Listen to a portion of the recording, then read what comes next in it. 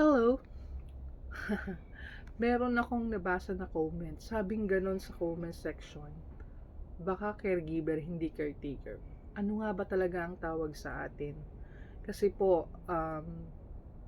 caretaker po ako eh. Yun po kasi ang in-applyan ko sa Pilipinas, caretaker. Hindi po caregiver, caretaker. Kumbaga naka-home base ako na meron isang alaga na matanda sa loob ng bahay. And syempre, nakatira ka doon, given na yung paghuhugas and paglilinis ng bahay, yun na yun.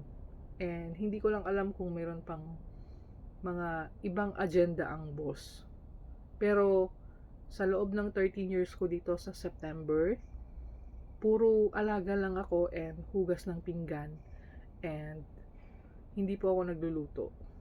And ngayon pa lang, kahapon lang ako nagluto. Ano nga ba ang caregiver? Ang alam ko po kasi, nagtatrabaho yun sa hospital. Kasi po may caregiver dito sa Taiwan, nagtatrabaho sila sa hospital.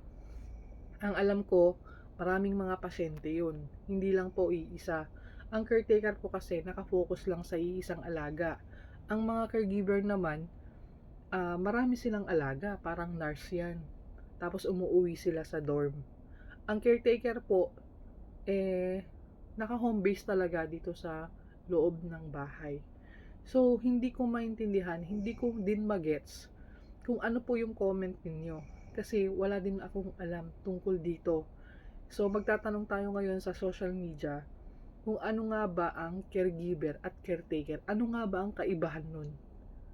So, siguro nasagot ko na, no, ate? Kasi wala din akong idea. Ay! Ano ba yan? O, sige na. Bye-bye na.